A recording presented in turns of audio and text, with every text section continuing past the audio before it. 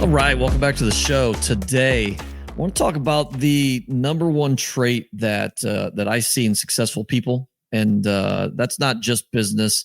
That's life in general. And actually, before I forget here, repping the Black Knights T-shirt, Van Buren High School, my alma mater, where I went to high school. Repping that shirt today, and actually, it'll. I've got a story that ties into that too, so good timing on wearing that shirt. But yeah, number one trait of successful people, and it's in anything, right? It can be, maybe you're playing Monopoly, maybe you're, you're a parent, or you're playing a sport, or in your marriage or business, your job, whatever it is. This is, in my opinion, the number one trait that people with some sort of success have, and it can be big, it can be small, it can be a little bit, but that number one trait is believing in yourself.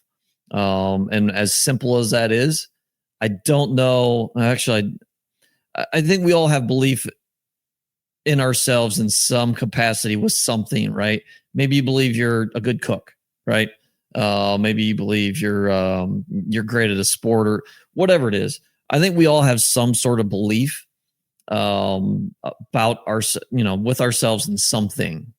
The question is, especially if you're listening to the show, more than there's probably a good chance that either you're an entrepreneur or you want to be an entrepreneur in some fashion. There's a good chance it's self-storage or real estate investing in general. And I think there's levels too, right? I have a certain amount of belief in myself in self-storage. Could it be higher? Without a doubt. There's probably things that I need to look at to where I could do better, to where I could have maybe stronger belief and maybe things could improve or grow faster, whatever it is. But I kind of want to give you a story, and I've talked about it a little bit, but I kind of want to give you just an example of, and I don't have anyone else here. It's just me. So I got to use my example of how my belief has grown and where it started with one thing and has ended up in another area, which is kind of interesting to me. But back to the shirt that I'm wearing, in high school, I'll back up even before that. In 7th, 8th grade, I was probably, we'll call it 10th, 11th man on our basketball team. Okay. I then, and I'll try not to make this a 30-minute story, which it won't be. But our 8th grade year, I went to Liberty Benton. It's in Findlay, Ohio, up to 8th grade. And 8th grade year basketball, we played Van Buren in the basketball championship, and we got beat by Van Buren. And at that time, I knew I was going to Van Buren the next school year. So in my mind, I'm like, okay, I'm not even playing in 8th grade. This is a small school. Both schools, we'll call it, they had 70, 80 kids in the high school. So small school. I wouldn't play in 8th grade. I didn't see the floor. But I saw that, this team the school that I'm going to just beat us in the championship. And what's my chances of actually going there and actually playing? So I thought they're like very minimal. So fast forward a little bit, freshman year, I did end up starting on the freshman basketball team. I think, and looking back, the other team was probably Liberty Benton. We were probably deeper. Van Buren had some strong, probably 1 through 5, 1 through 6 players. But I ended up starting on freshman basketball team at Van Buren, and then played some JV as well. So I definitely got better during that time.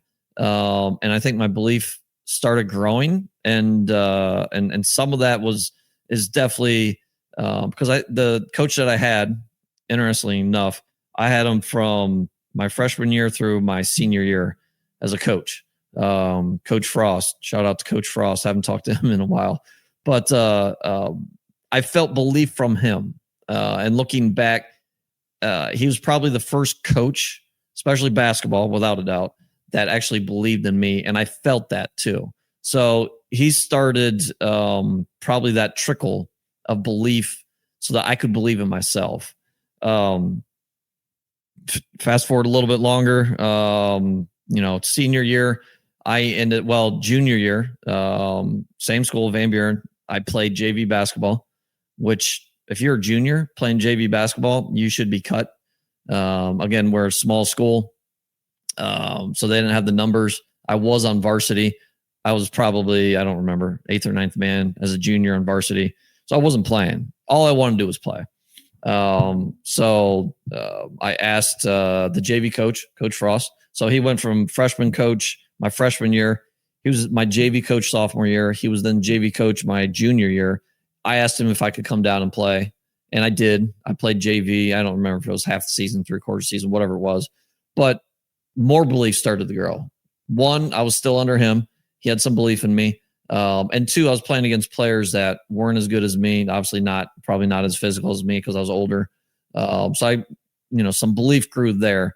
And from there, belief turned into, okay, now I should work harder. Okay. Now I see things starting to come together. I need to work harder at this, get better at this. And it just kind of compounds and you start working harder. You start believing more in yourself. And then going into my senior year, I started getting really serious about lifting weights, and I'm not a big guy, but that was the first time when I first started getting serious about lifting weights. And then that started compounding. And then I got more belief in myself. And then senior year, so junior year in basketball, I was 8th, 9th man on varsity, played JV. Fast forward senior year, I ended up starting. Solid player, but didn't do anything crazy, but more belief started building. And then towards the end of the year, I don't know what hit me. It was just like, I'm not done playing basketball. I want to continue, even though I think I averaged like 3 points a game, which is insane, right? That's it's not good. If you don't know basketball, that's not good. Averaging 3 points a game senior year in high school is not good. You're not a very good basketball player. But I was solid. I had belief in myself. I didn't have belief in myself during the game.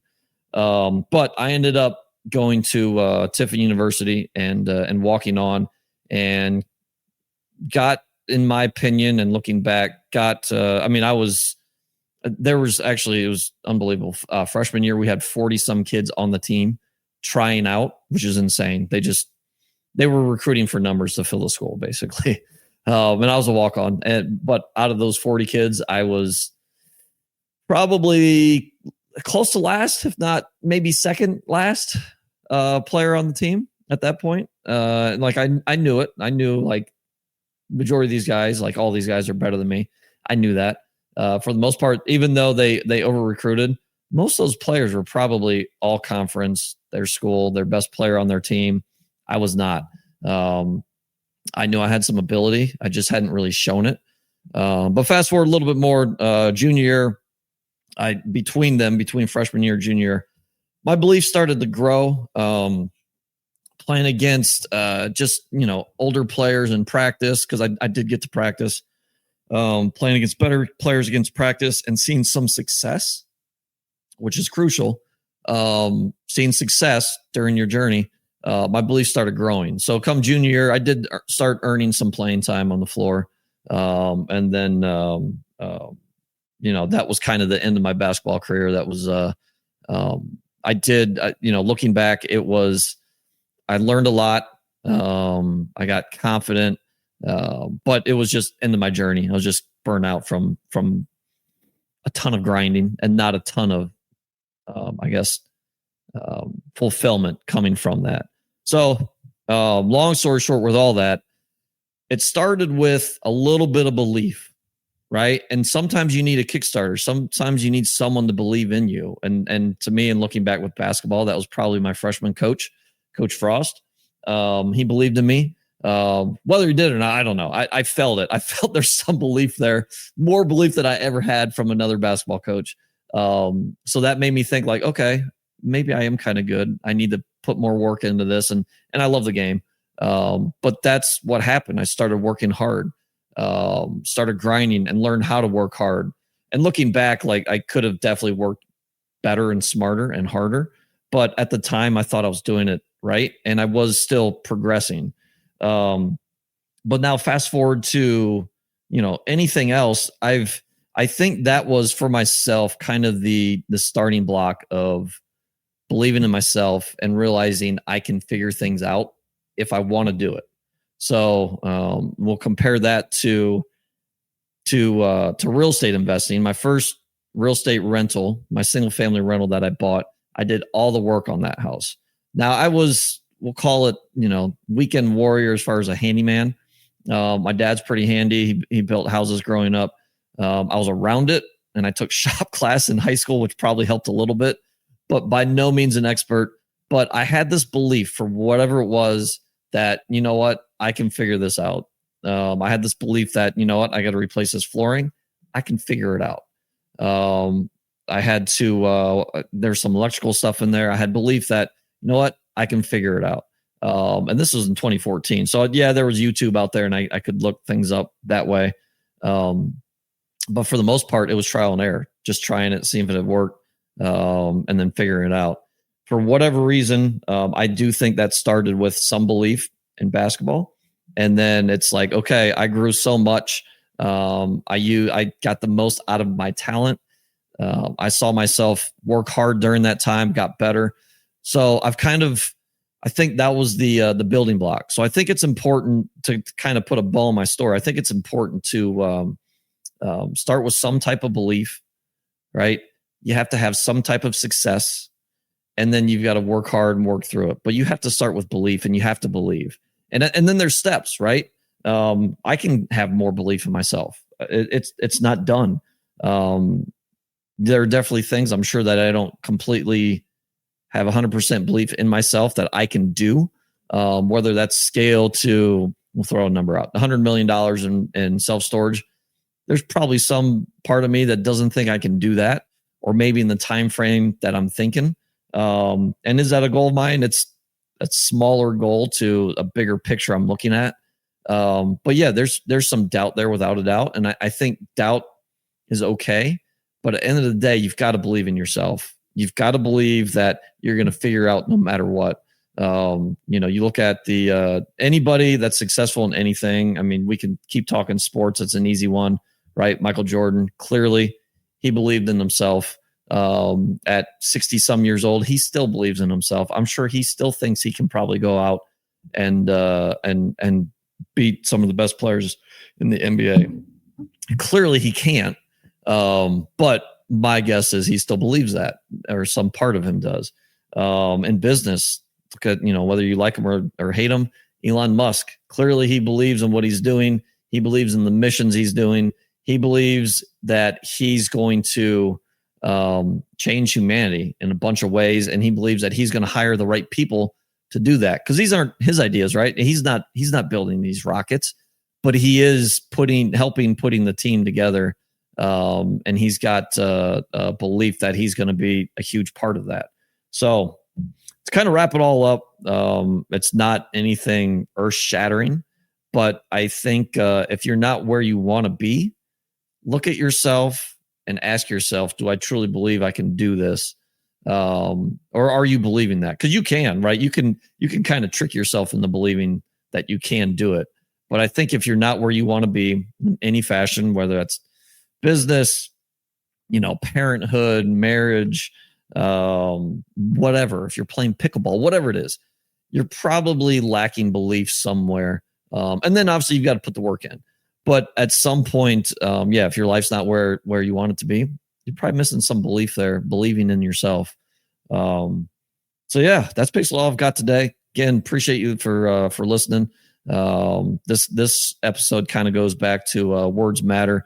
Kind of I don't know if I'm in this just time frame where some of these things are hitting more, especially as we're seeing our business grow in different ways, and life too. But it's all I've got today. Appreciate you listening. If you want to jump on the show, feel free to reach out. Check out the domorepodcast.com. You can reach us there. I'm on Instagram, Facebook. You can find me there. But again, appreciate you for paying attention, listening, following along. See you next time. Thanks for following, subscribing, and listening to this episode of the Do More podcast hosted by John Farling. To learn more or ask questions, go to l4investing.com.